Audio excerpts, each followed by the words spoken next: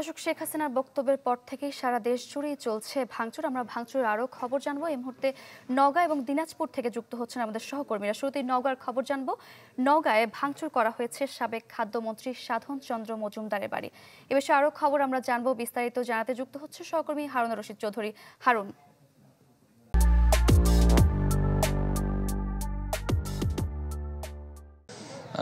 জি, আমরা এই মুহূর্তে আসলে সাবেক খাদ্যমন্ত্রী সাধন চন্দ্র মজুমদার তার বাসার সামনে। নিশ্চয়ই আপনি দেখতে পাচ্ছেন যে পেছন দিকটাতে গতকাল সন্ধ্যা ৬টার দিকে প্রায় যে ভাঙচুর চালানো হয়েছে, অগ্নিসংযোগ করা হয়েছে, তারই যে প্রতিচ্ছবি সেটি কিন্তু দেখা যাচ্ছে। আসলে সামনের যেই প্রাচীরটি ছিল, সীমানা প্রাচীর, সেটি আসলে ভেঙে ফেলা হয়েছে।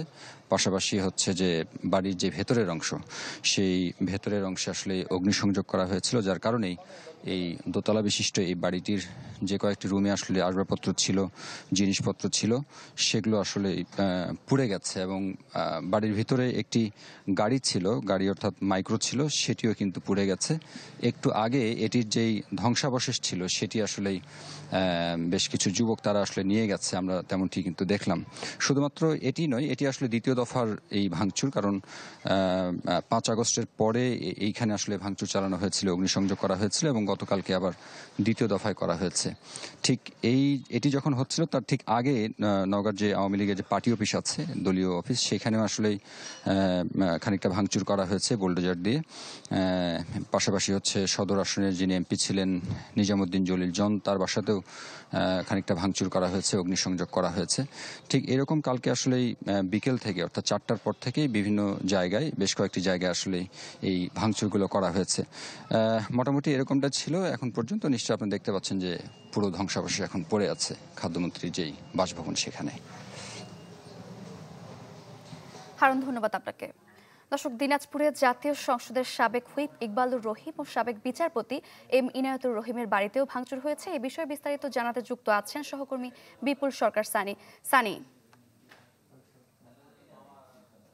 সারিকা, দ্বিতীয় দফায় জাতীয় সংসদের সাবেক হুইপ ইকবালুর রহিম এবং জাতীয় সাবেক বিচারপতি এম ইনায়েতুর রহিমের এই বাড়িটি ভাঙচুর করা হয়েছে। গতকাল রাত 10টার দিকে এই বাড়িটি ভাঙচুর করা হয়। শিক্ষার্থী জনতা একবদ্ধ হয়ে রাত 10টার দিকে এই বাড়িতে এসে বিভিন্ন স্লোগান দিয়ে তারা এই বাড়িটিতে ভাঙচুর করা হয়। এর আগেও গত 4ই আগস্ট এই বাড়িটিতে অগ্নিসংযোগ করা হয়েছিল এবং 5 আগস্ট এই বাড়িটিতে ভাঙচুর করা হয়। পরে এই বাড়িটি প্রাচীর দিয়ে ঘিরে ফেলা হয়েছিল। গতকাল রাত্রে আবারও সেই বাড়িতে হামলা করে এখানে ভাঙচুর করা হয়েছে এবং ছাত্র শিক্ষার্থী যারা রয়েছেন তাদের সাথে আমরা কথা বলেছি। তারা বলেছেন যে কেন্দ্রীয় নির্দেশে কেন্দ্রীয় কর্মসূচির অংশ হিসেবে এই বাড়িটি ভাঙচুর করা হয়েছে। শুধুমাত্র এই বাড়িটি না, দিনাজপুর জেলা আওয়ামী লীগের যে কার্যালয়, সেই কার্যালয় গতকালকে ভাঙচুর করা হয়েছে। একই সাথে উপজেলা আওয়ামী লীগের কার্যালয়, পৌরসভার আওয়ামী লীগের কার্যালয়ও ভাঙচুর করা হয়েছে এবং আমরা খানসামা উপজেলা আওয়ামী লীগের যে দলীয় কার্যালয়, সেটিও গতকাল রাত্রে ভাঙচুর করা হয়েছে। এরপর থেকে এখন পর্যন্ত কিন্তু আমরা এই এই যে দিনাজপুরের যে 6টি আসন রয়েছে এবং 13টি উপজেলা রয়েছে, এই কয়েকটি স্থাপনা ছাড়া অন্যান্য স্থাপনাগুলো ভাঙচুর করা হয়েছে এমন সংবাদ কিন্তু এখন পর্যন্ত আমাদের কাছে আসেনি। তবে শিক্ষার্থীদের পক্ষ থেকে এখন পর্যন্ত আমাদেরকে জানানো হয়নি যে আরো নতুন কোনো কর্মসূচি এখন পর্যন্ত তাদেরকে দেওয়া হয়েছে কিনা। সানি, ধন্যবাদ আপনাকে। দর্শক, দিনাজপুর এবং নওগাঁ থেকে যুক্ত হয়েছিলেন আমাদের সহকর্মীরা।